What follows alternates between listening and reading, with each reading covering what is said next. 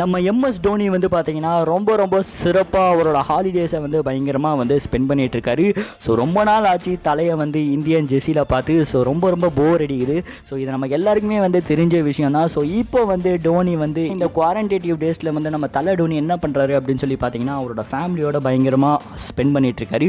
முக்கியமாக வந்து அவரோட செல்ல பிள்ளையான ஜியா கூட வந்து செம்மையாக வந்து விளையாடி அவரோட நாட்களை வந்து பயங்கரமாக வந்து போக்கிட்டுருக்காரு.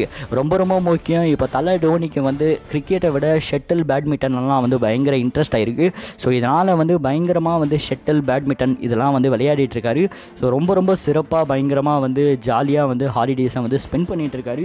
ஒரு பக்கம் வந்து பார்த்திங்கன்னா ரொம்ப சேஃப்டியான பல விஷயங்களை வந்து எம்எஸ் டோனி வந்து பண்ணிகிட்ருக்காரு.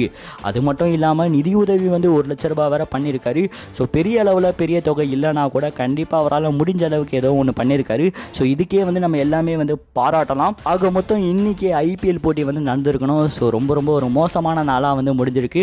ஸோ கண்டிப்பாக வந்து ஐபிஎல் போட்டி இதுக்கப்புறம் எப்போ தான் தள்ளி வச்சு எப்போ தான் நடத்த போகிறாங்க அப்படின்னு சொல்லிட்டு பெரிய கேள்வி தான். ஸோ இருந்தாலும் ரொம்ப கடுப்பாக தான் இருக்குது. ஸோ வெயிட் பண்ணி பார்ப்போம் இந்த கொரோனா வந்து எப்போ தான் நம்மளை விட்டு போகுது, அதுக்கப்புறம் எப்போ நம்ம தலை டோனி வந்து மஞ்சள் கலர் ஜெர்சியில் வந்து களமிறங்க போகிறாரு அப்படின்னு சொல்லி வெயிட் பண்ணி பார்ப்போம்.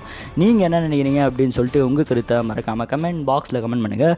மேலும் பல கிரிக்கெட் அப்டேட்க்கு சப்ஸ்கிரைப் பண்ணலாம், சப்ஸ்கிரைப் பண்ணுங்கள். அப்படியே பக்கத்தில் உள்ள பெல் பட்டனை சேர்த்து டங்குன்னு ப்ரெஸ் பண்ணுங்கள். ஸோ நன்றி, ஜெய் ஹிந்த்.